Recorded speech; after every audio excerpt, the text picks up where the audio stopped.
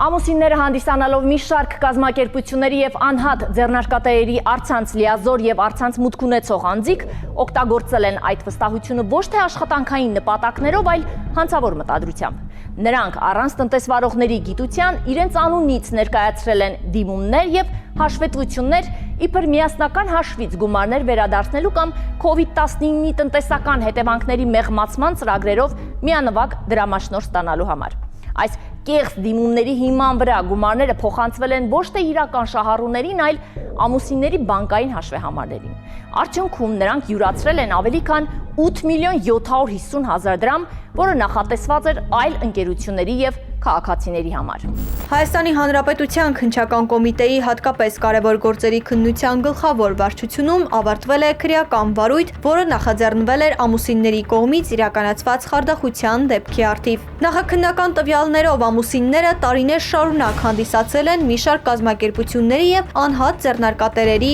առցանց լիազորներ և օգտվողներ։ Նրանք հնարավորություն են ունեցել այդ տնտեսվարողների անունից ներկայացնել դիմումներ, տեղեկանքներ և հաշվարկներ, համապատասխան պետական մարմիններ։ Նախաքննության պարզվել է, որ առանց տնտեսվարողների գիտության ամուսինները ներկայացրել են մի շարք դիմումներ, ֆինանսների նախարարություն, պետական եկամուտների կոմիտե, ներկայացրել են հարկային վերադարձի հայտեր կամ դիմումներ, համավարակի տնտեսական հետևանքները չեզոքացնելու նպատակով նախատեսված միանվագ դրամաշնորհների համար։ Պարզվել է, որ այդ դիմումների հիման վրա պետական մարմինները գումարներ են փոխանցել, բայց ոչ թե իրական շահառուներին, այլ ամուսինների սեփական բանկային հաշիվներին։ Ամուսինները հանդիսանալով 50-ից ավել ՍՊ ընկերությունների և անհատ ձեռներեցների հաշվապահներ,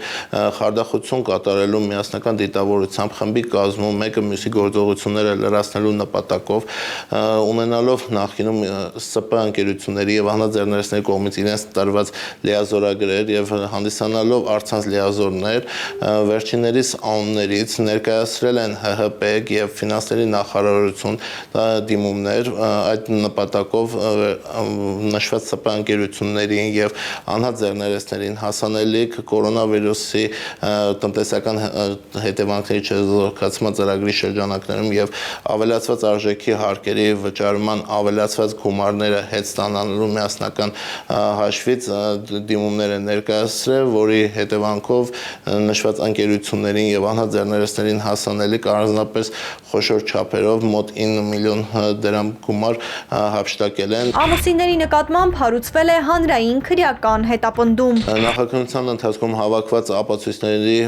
համակցության հիման վրա ամուսիններին քրեական օրենսգրքի 255-րդ հոդվածի 3-րդ մասի 3-րդ կետով հանրային քրեական հետապնդում է հարուցվել վերջիններիս նկատմամբ, որպես խափանման միջոց է ընտրվել բացակայելու արգելքը և մեղադրական եզրակացությամբ քրեական վարույթը